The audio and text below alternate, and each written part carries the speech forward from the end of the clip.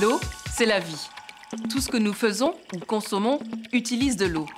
On appelle cela l'empreinte eau.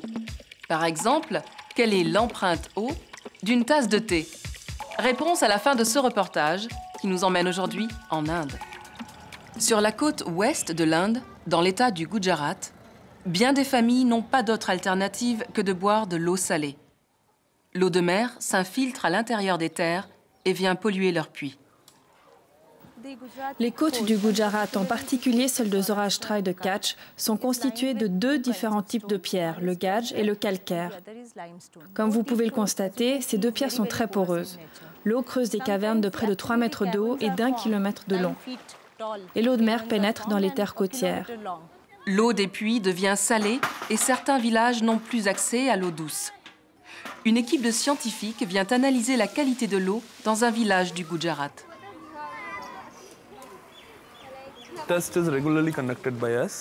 Nous procédons régulièrement à ce test. Nous pensons que les gens doivent au moins connaître la qualité de l'eau qu'ils consomment. Voici l'eau que boivent ces gens. Nous allons l'analyser.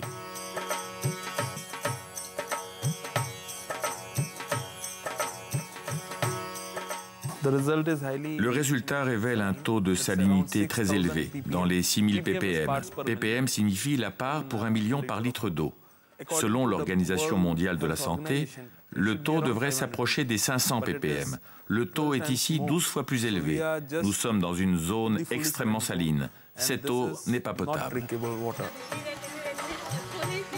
Ceux qui boivent cette eau salée connaissent de nombreux problèmes de santé. Chute prématurée des cheveux, éruption cutanée, goitre et 12% des habitants du Gujarat souffrent de calculs rénaux.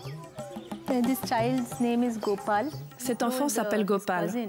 Il a demandé à son cousin de l'emmener chez le médecin et le docteur qui l'a opéré a trouvé un caillou de cette taille dans son rein. Comme l'eau venant du sol n'est plus bonne à la consommation, les habitants du Gujarat se tournent vers le ciel. Ils récupèrent maintenant l'eau de pluie dans de grands réservoirs.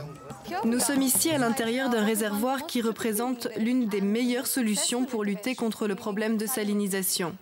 L'eau de pluie qui tombe sur les toits est dirigée vers ce réservoir qui contient environ 20 000 litres d'eau. Plus de 5000 réservoirs ont été installés dans les régions salines du Gujarat. Chacun contient 20 000 litres d'eau de pluie, une quantité suffisante pour subvenir aux besoins d'une famille durant 4 mois. C'est tout pour aujourd'hui. Et pour répondre à notre question, 27 litres d'eau sont nécessaires pour produire les feuilles d'un sachet de thé. Et n'oubliez pas, l'eau est à consommer avec modération.